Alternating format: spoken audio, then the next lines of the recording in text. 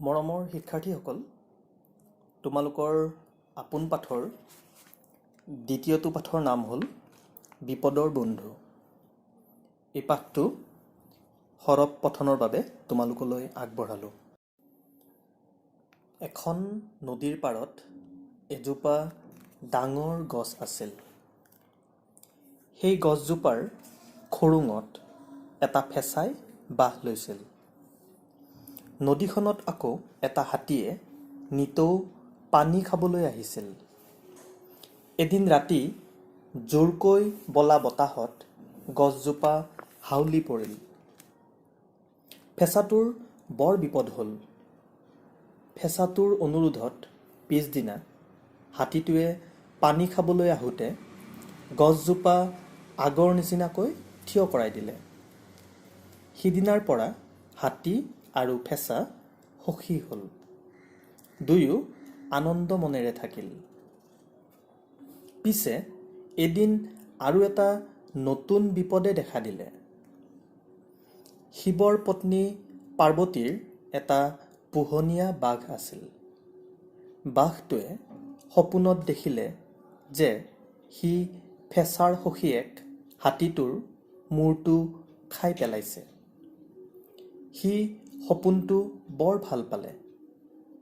হাতীটোৰ মূৰটো খাবলৈ সি শিৱৰ অনুমতি বিচাৰিলে। শিৱই বিশেষ একো চিন্তা নকৰাকৈ বাঘটোক অনুমতি দিলে। হাতীটো বিচাৰি পাৰ্বতী গোসাঁনীৰ বাঘটো নৈৰ পাৰ পালেহি। হাতীটো পানী খাবলৈ অহালৈকে সি বাট চাই ৰ'ল। কিছু সময়ৰ পাছত হাতীটো পানী খাবলৈ আহিল। বাঘে তেতিয়া হাতীক ক'লে যে সি শিৱৰ অনুমতি লৈ তাৰ মূৰটো খাবলৈ আহিছে। বাঘৰ কথা শুনি হাতীটোৰ বৰ ভয় লাগিল। বাঘটো বাঘেই, তাতে আকৌ শিৱৰো অনুমতি লৈ আহিছে। ভয়তে হাতীটোৰ গাত লৰচৰ কৰাৰো শক্তি নোহোৱাৰ নিচিনা হ'ল। ইফালে ফেঁচাটোৱে নিজৰ খৰুঙৰ মুখত ৰৈ সকলো কথা শুনি আছিল। সি এই বিপদৰ পৰা তাৰ বন্ধুক উদ্ধাৰৰ উপায় চিন্তাত লাগিল। কিবা এটা ভাবি সি উৰা মাৰি আহি হাতীটোৰ মূৰৰ ওপৰত বহি বাঘক ক'লে, তোমাৰ কথা আমি বিশ্বাস কৰা নাই। ভগৱান শিৱই তোমাৰ সপোন সঁচা কৰাৰ বাবে তোমাক অনুমতি দিছেনে নাই সেই কথা আমি ভালদৰে জানি ল'ব লাগিব। যদি শিৱই আমাৰ সকলোৰে আগত সন্মতি দিয়ে তেতিয়াহে তুমি হাতীৰ মূৰটো খাব পাৰিবা।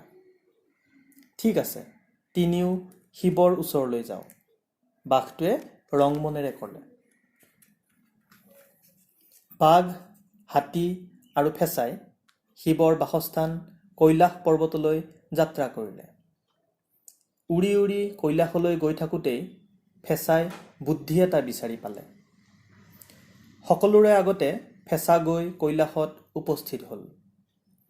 কৈলাশ পায়েই সি ধ্যানমগ্ন শিৱৰ ওচৰ চাপিল।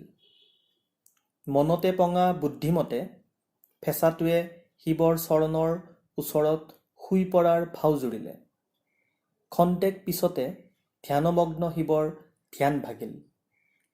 চকু মেলি চায়েই শিৱই ফেঁচাটো শুই থকা দেখিলে।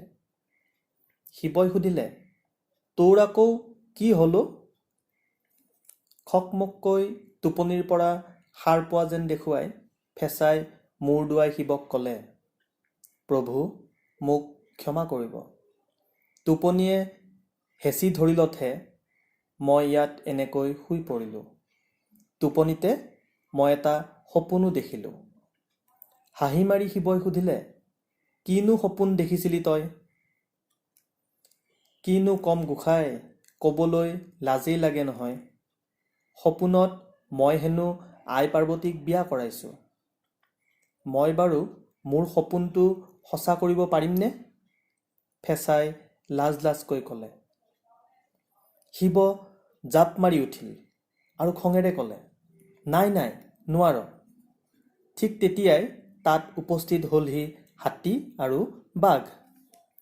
সিহঁতক দেখি ফেঁচাই সুধিলে, কিয় প্ৰভু? বাঘে যদি হাতীৰ মূৰটো খোৱাৰ সপোনটো সঁচা কৰিব পাৰে, মই পাৰ্বতী গোসানীক বিয়া কৰোৱাৰ সপোনটো সঁচা কৰিব নোৱাৰিম কিয়? তেতিয়াহে শিৱই নিজৰ ভুল বুজি পালে। শিৱই ক'লে, মোৰ ভুল হৈছিল।